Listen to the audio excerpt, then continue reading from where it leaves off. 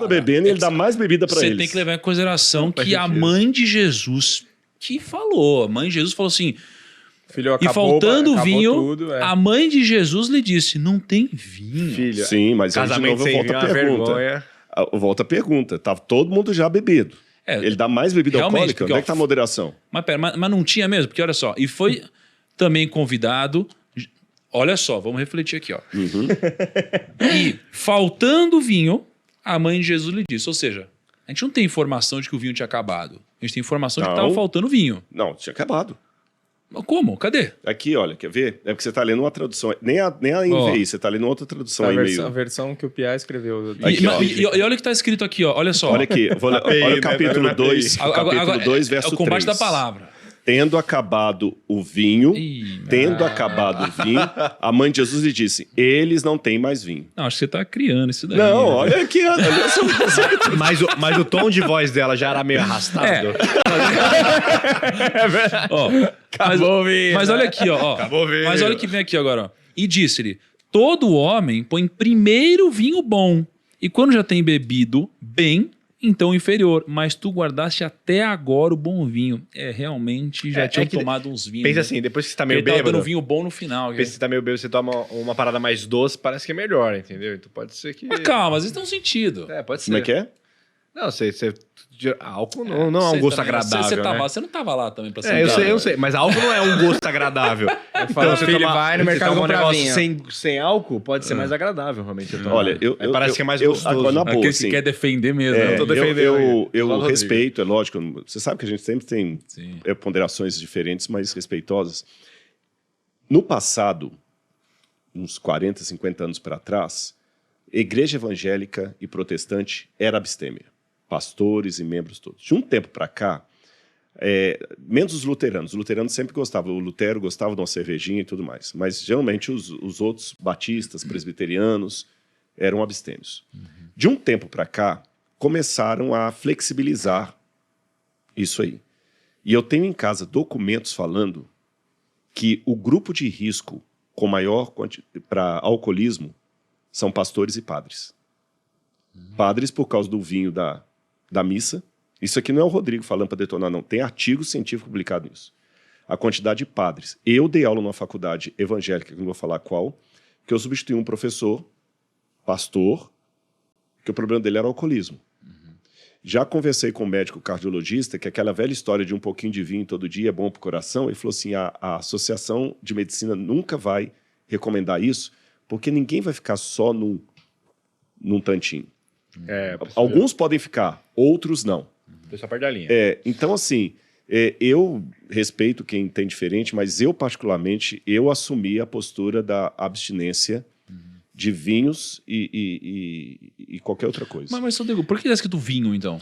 Bom, aí é o seguinte, naquela época... não é que está errado, é porque é igual em português, manga. Pode ser tanto manga de camisa como manga de chupar. Mas a palavra é a mesma.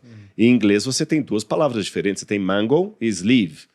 Então, se eu estiver pensando em inglês, falar assim, mas vem cá, mas se ele está falando de roupa, por que usou mango, né, e não sleeve?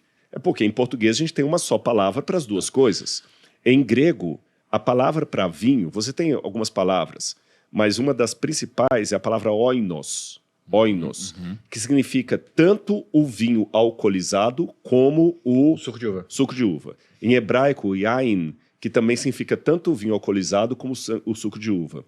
Há crianças, por exemplo, no livro de Isaías, fala o seguinte, e vocês darão vinho aos recém-nascidos. E tá yain e oinos em grego. Mas vai dar vinho de verdade para as crianças? Não. Quando você vai no estudo da cultura greco-romana, você descobre uma coisa muito interessante.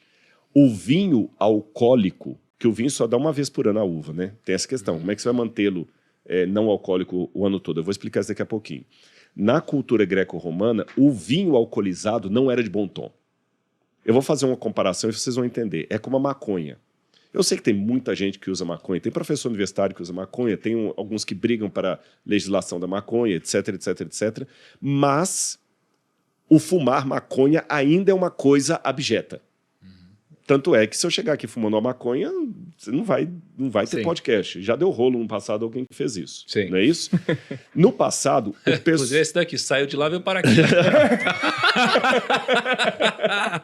Aí o que acontece? No passado, o pessoal tomava vinho? Tomava.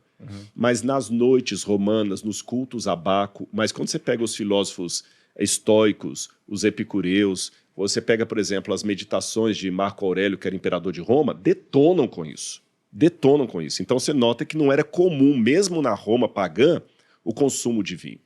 Então, como é que eles faziam para beber o vinho e se alegrar?